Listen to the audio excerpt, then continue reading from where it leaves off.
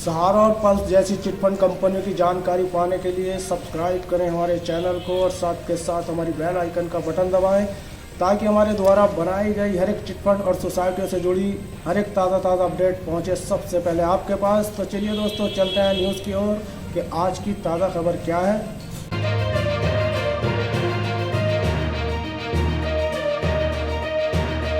Submission 2026 सहारा India refund के लिए री सबमिशन फॉर्म भरना शुरू।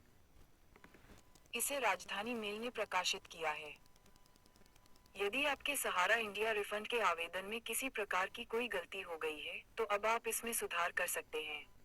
दरअसल कंपनी के द्वारा सहारा इंडिया रिफंड री सबमिशन की सुविधा दी गई है। कई बार निवेशक रिफंड के लिए आवेदन फॉर्म को भरते समय बहुत सी गलतियां कर देते हैं। वहीं बहुत बार दस्तावेज अधूरे जमा किए गए होते हैं। इसकी वजह से लोगों के आवेदन को अस्वीकार कर दिया जाता है। अगर आपका आवेदन भी कंपनी की तरफ से रद्द कर दिया गया है तो आपको निराश होने की आवश्यकता नहीं है, क्योंकि आप दोबारा से आवेदन दे सकते हैं। पर अगर आपको नहीं पता कि री सबमिशन कैसे किया जाता है तो आज हम आपको इसका पूरा तरीका विस्तृत रूप से बताएंगे। तो चलिए आपको बताते हैं कि कैसे आप अपना सहारा इंडिया री सबमिशन फॉर्म खुद भर सकते हैं। तो इसके लिए आपको हमारा आज का ये लेख शुरू से आखिर तक पूरा पढ़ना होगा। सहारा इंडिया रिफंड री सबमिशन 2026। अगर सहारा इंडिया कंपनी ने आपका रिफंड फॉर्म अस्वीकृत कर दिया है तो अब आप इसे दोबारा से जमा कर सकते हैं। सहारा कंपनी की तरफ से मौजूदा समय में री सबमिशन की प्रक्रिया प्रारंभ हो चुकी है। इसलिए अब आप बिना किसी शुल्क को जमा किए अपना फॉर्म जमा कर सकते हैं।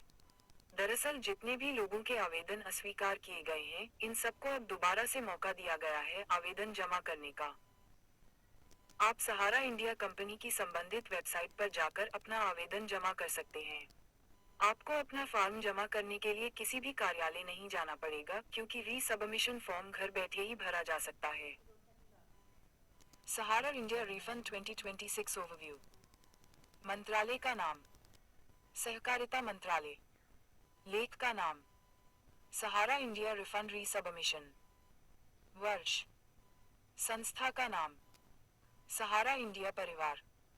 रिफंड किस्त 50,000 रुपये पर। उद्देश्य निवेशकों को दोबारा से रिफंड के लिए फॉर्म भरने की सुविधा देना। आवेदन शुल्क निशुल्क। री सबमिशन प्रक्रिया ऑनलाइन। Category latest news.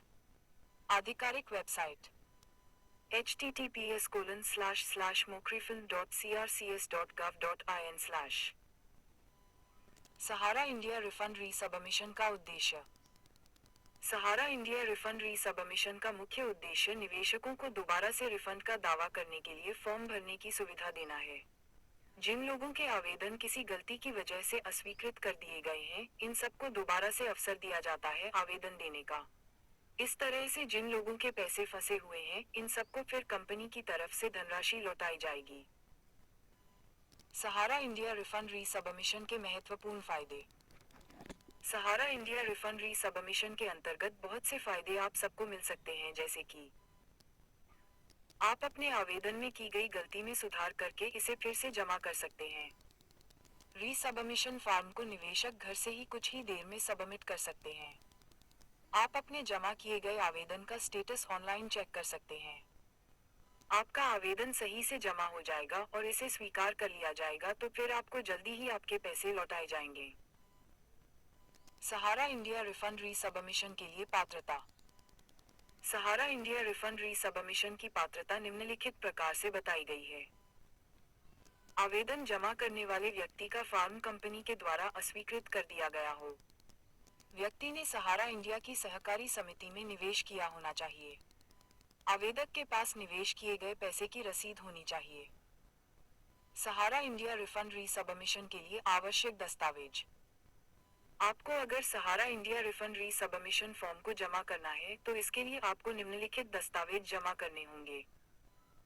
री सबमिशन फॉर्म, आधार कार्ड, पैन कार्ड, जमा किए गए पैसे की रसीद, पासपोर्ट आकार फोटो, मोबाइल नंबर।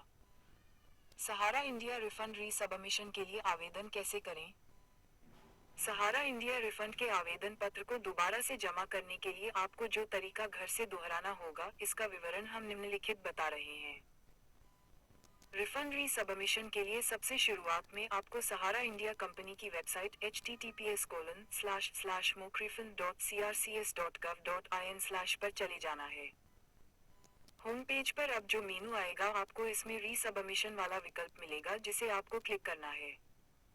क्लिक करते ही आपके सामने आवेदन फॉर्म आ जाएगा, जिसे आपको पूरा भर लेना है। री सबमिशन फॉर्म में सारी जानकारी सही से भरने के बाद फिर आपको कैप्चा कोड लिखना है। आगे आपको अपना री सबमिशन आवेदन पत्र सबमिट कर देना है।